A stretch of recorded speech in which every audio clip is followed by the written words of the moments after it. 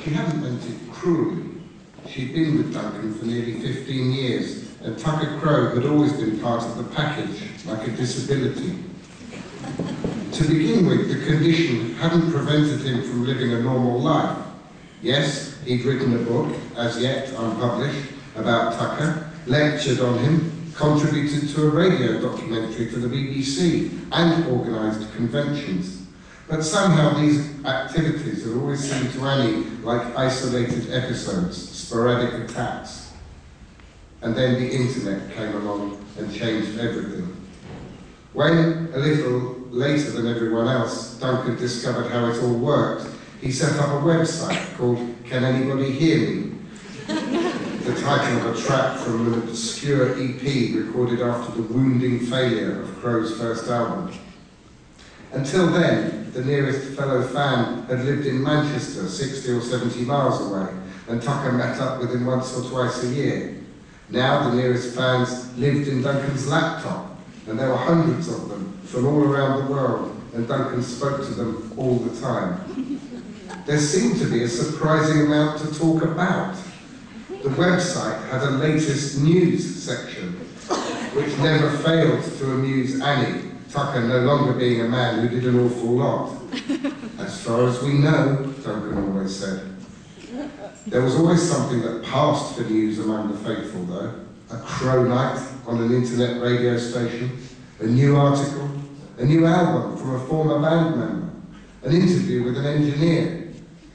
The bulk of the content, though, consisted of essays analysing lyrics or discussing influences or conjecturing apparently inexhaustibly about the silence.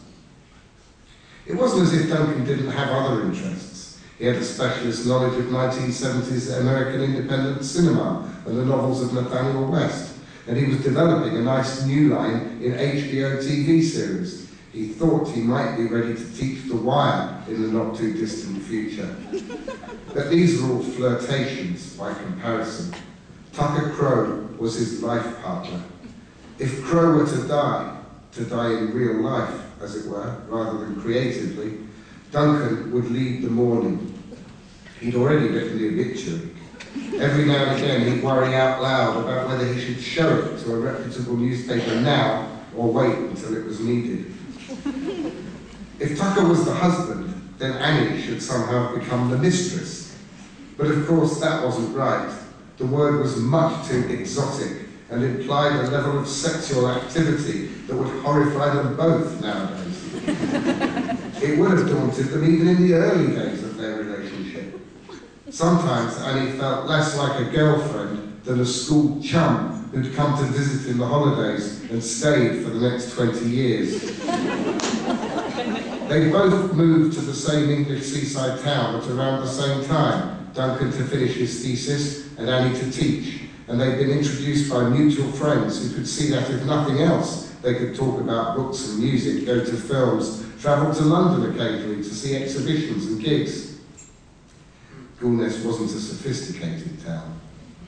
There was no art cinema, there was no gay community, there wasn't even a Waterstones. And they fell upon each other with relief. They started drinking together in the evenings and sleeping over at weekends until eventually the sleepovers turned into something indistinguishable from cohabitation. And they'd stayed like that forever, stuck in a perpetual postgraduate world where gigs and books and films mattered more to them than they did to other people of their age. The decision not to have children had never been made, and nor had there been any discussion resulting in a postponement of the decision. It wasn't that kind of a sleepover. Annie could imagine herself as a mother, but Duncan was nobody's idea of a father, and anyway, neither of them would have felt comfortable applying cement to the relationship in that way. That wasn't what they were for.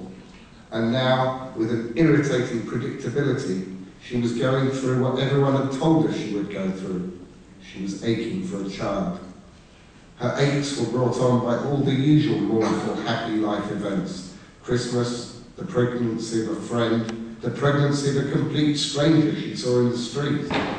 And she wanted a child for all the usual reasons, as far as she could tell. She wanted to feel unconditional love, rather than the faint conditional affection she could scrape together for Duncan every now and again. She wanted to be held by someone who would never question the embrace, the why or the who or the how long. There was another reason too. She needed to know that she could have one, that there was life in her. Duncan had put her to sleep, and in her sleep she'd been desexed.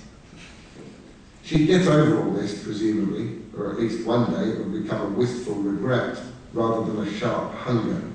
But this holiday hadn't been designed to comfort her.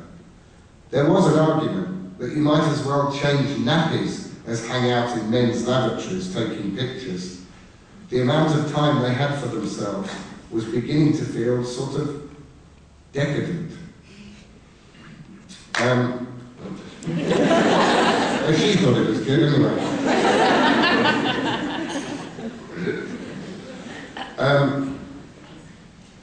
A couple of things happen in this book, believe it or not.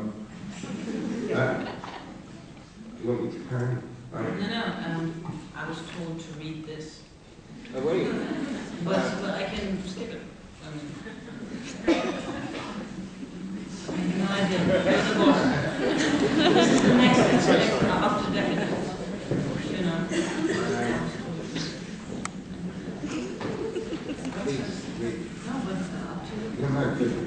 Yeah. Kleines Missverständnis.